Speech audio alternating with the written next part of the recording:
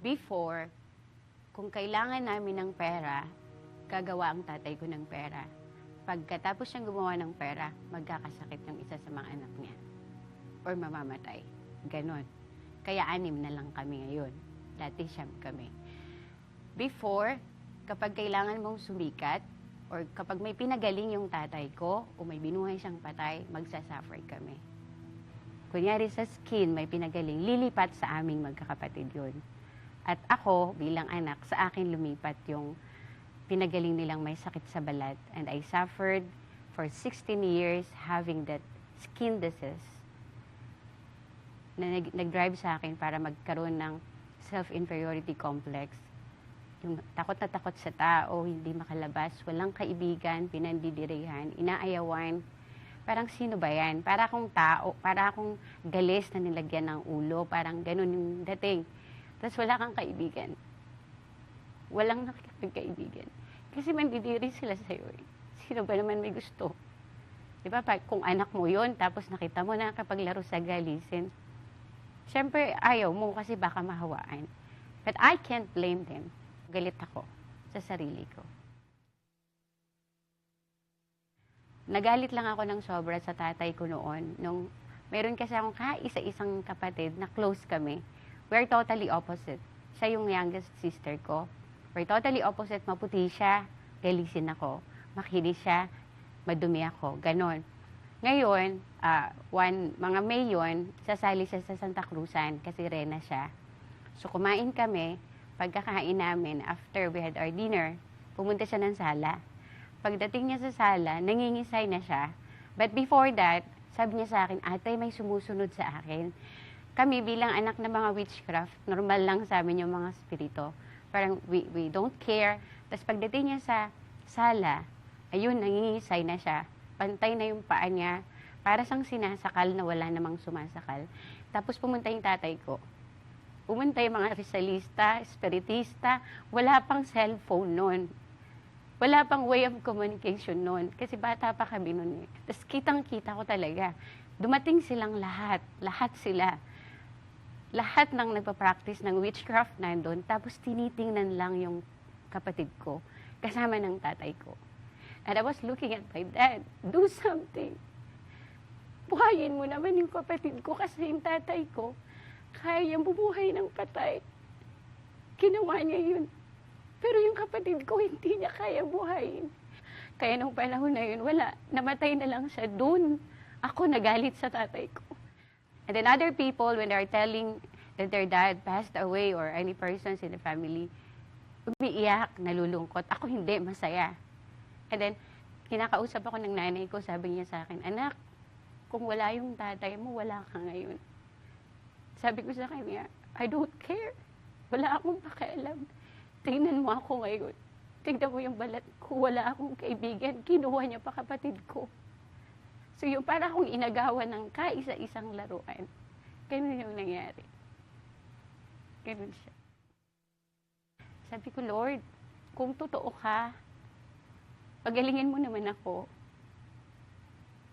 Meron na akong hinahanap talaga na, alam mo yung parang, yung ngayon, na, yung presence na kapag ka pumapasok ka sa church, yung ganun, hinahanap ko yung ganun na, yung totoong magmamahal at iintindi sa'yo, yung tatanggap sa'yo. Yun yung, nagkaroon ako ng desire na gano'n. Tapos sabi ko, saan ko kaya ito mahahanap? And what happened, nung December na yon 1993 din, dumating yung tita ko.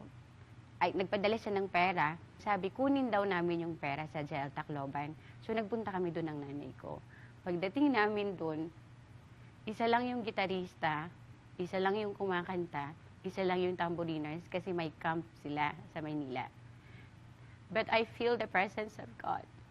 Sabi ko, ito yung gusto ko. Ito yung hinahanap ko. Kasi dati, pag kailangan mo ng comfort, oo, may power yung tatay ko. Hindi niya kayang ibigay yun. Kailangan magbuwis ka muna ng buhay.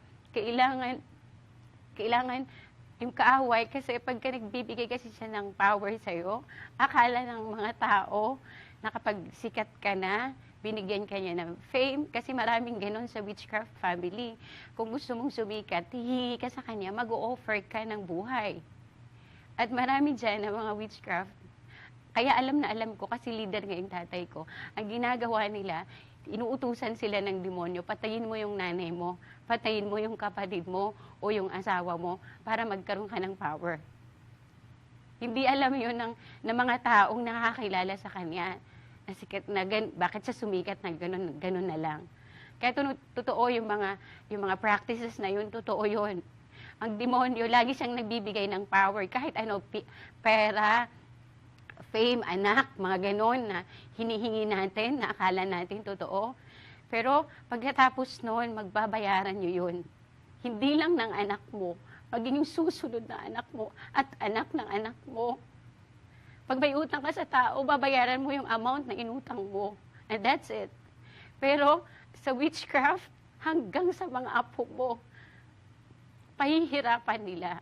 Sila ang magmamana, wala silang kaalam-alam. Kaya ako doon sabi ko, Lord, I want this to stop. So lumapit ako sa Lord at doon siya natanggal pa isa-isa. Kasi sabi ko, pag ako pa, pag sumunod pa sa akin, mamamatay ako. Yung nanay ko, mamamatay kaming lahat. So we run to God. Camp noon sa Jael Tacloban, Visayas camp yun. So ang mga speaker namin, si Pastor Joey, si Pastor Domeng, si Pastora Richie ng Antique. Sila yung namin speaker noon. Ngayon, nagpunta sila doon, tapos pinag-pray kami. I don't know the word deliverance. Hindi ko alam yon. Wala akong kaalam-alam doon.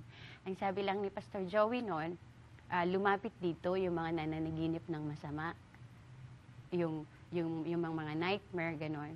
Yung mga gustong ma-deliver sa lahat, sa galit, sa kung ano man ang spirito na mayroon ka, lumapit. So, ang ginawa ko noon, si Pastor Joey niya sa harap, sabay kami ng nanay ko. And it was the first time that I cried very loud nung pinagpipray niya na ako. Grabe yung lakas ng sigaw ko talaga kasi parang may lumalabas dito. Parang may hinuhugot.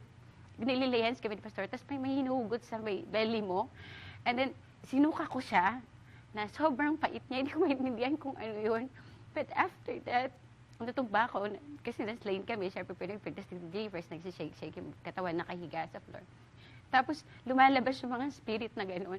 Tapos after that, sobrang nakakapagod, pero you keep on crying, keep on crying. Pastor Joey, keep on praying, keep on praying. Pagkatapos noon, sobrang gaan ng heart ko. Tapos yung nanay ko, hindi pa siya tapos. Continuous pa rin yung sigaw niya. Takang-taka si Pastor Joey, ano ba tong babaeng to? Sino ba to? Kanina pa to, hindi pa rin natatapos. Tapos sinabi sa kanya na, asawa po yan ng witchcraft. Witchcraft po siya. Nagpa-practice ng witchcraft. Nagpapagiling yan sila na may sakit. Albularyo yan. Sila yung naglalagay ng sakit sa mga tao. Kung akala natin ang albularyo, nagpapagiling sila sa atin, niloloko lang tayo. Kasi inaalis lang nila yung sakit mo. Pagkatapos, yung albularyong nagpagaling sa'yo, lalagyan ka ng sakit nang hindi mo alam. At babalik yung sakit mo, babalik ka sa kanila, papaikutin ka na nila hanggang sa mamatay ka. Hanggang sa mawala yung buhay mo. Ganun yung ginagawa ng nanay ko. Ganun yung command nila. So, pinag-pray siya ni Pastor, pinag-pray.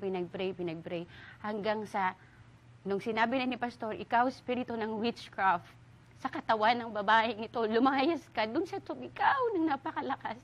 Tapos doon nakalaya yung nanay ko. Nakalaya din ako, nakalaya yung family namin. And now we're free because of Jesus. Kasi I accepted God, but after that, I hate my dad still. Pero dahil dun sa deliverance na nangyari, lumaya ako sa lahat ng bandages sa buhay ko. Pati yung self-inferiority complex ko, nawala siya.